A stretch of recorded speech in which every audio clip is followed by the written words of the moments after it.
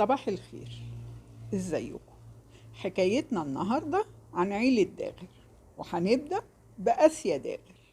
وآسيا منتجة وممثلة مصرية من أصل لبناني، وكانت بتحب الأفلام جدا، وكانت متجوزة في لبنان ومخلفة بنت، ولما مات جوزها هاجرت لمصر. واشتغلت آسيا داغر في الفن، ومثلت أول دور ليها في فيلم ليلى سنة 27، وكان الفيلم صامت. وحصلت آسيا على الجنسية المصرية سنة 33. وأسست آسيا مع المخرج أحمد جلال وماري كويني شركة لوتس فيلم لإنتاج وتوزيع الأفلام، وهي أقدم وأطول شركة للإنتاج السينمائي المصري. وفي البداية كانت ميزانية الشركة قليلة، فكانوا بيجمعوا أصدقائهم وباقي أفراد العيلة عشان يمثلوا الأدوار الناقصة في الأفلام، وكانوا بيعلقوا شرايط الأفلام على السطوح عشان تنشف. ومثلت آسيا في حوالي 10 أفلام، وقررت تبطل تمثيل في الأربعينيات واكتفت بإنتاج الأفلام. وكانت آسيا داغر هي أول من أنتج فيلم بالألوان، وهو فيلم رد قلبي سنة 58. وقررت آسيا إنتاج فيلم الناصر صلاح الدين، وأنفقت آسيا على الفيلم أكتر من 200 ألف جنيه. ولما اتعرض الفيلم سنة 63 في دور السينما ما جابش إيرادات، فتسبب لآسيا في خسارة مادية كبيرة، خصوصاً إنها كانت رهنت بيتها وعربيتها علشان تصرف على الفيلم. وتوفت آسيا داغر سنة 86. منى داغر. منى داغر هي بنت المنتجة الكبيرة آسيا، واتولدت في لبنان سنة 23، لأنها كانت من عيلة فنية اتأثرت بالفن واتجهت للتمثيل، وقدمت 20 فيلم في الفترة من سنة 44 ل 54.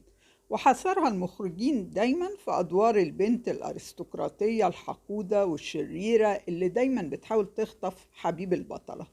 واتجوزت منى داغر مرتين، الأولى من المهندس علي برهان وخلفت ولد وبنت، والتانية من علي منصور المحامي اللي كان ماسك قضايا والدتها آسيا داغر وخلفت بنتين. وتوفت منى داغر سنة 2000. ومن أشهر أفلامها هذا جناه أبي، القلب له واحد، ست البيت، ظلمت روحي، نشالة هانم، وغيرهم.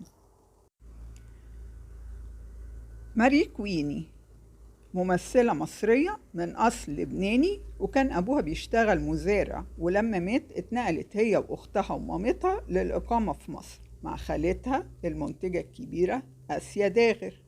وبدأت تمثيل سنة 29 في فيلم غادة الصحراء، وكان عندها 12 سنة. وفي سنة 31 قابلت ماري كويني الفنان أحمد جلال لما عملوا سوا فيلم واخذ الضمير، وكونت هي وآسيا وأحمد جلال فريق عمل للإنتاج والإخراج والتمثيل وكتابة السيناريو والحوار. ونشأت قصة حب بين ماري كويني وأحمد جلال، واتجوزوا سنة 40، وهي والدة المخرج نادر جلال. وبعد جوازها من أحمد جلال أسسوا شركة مستقلة عن خالتها آسيا، وكان أحمد جلال بيألف ويخرج الفيلم، وماري بتساعده في السيناريو والمونتاج والتمثيل. وكان جواز ماري كويني وأحمد جلال مفاجأة، لأن الكل كان معتقد إن في قصة حب بين أحمد جلال وآسيا. ومن أشهر أفلامها بنت الباشا المدير، فتش عن المرأة، رباب، أم السعد، الزوجة السابعة، وغيرهم. وتوفت ماري كويني سنة 2003.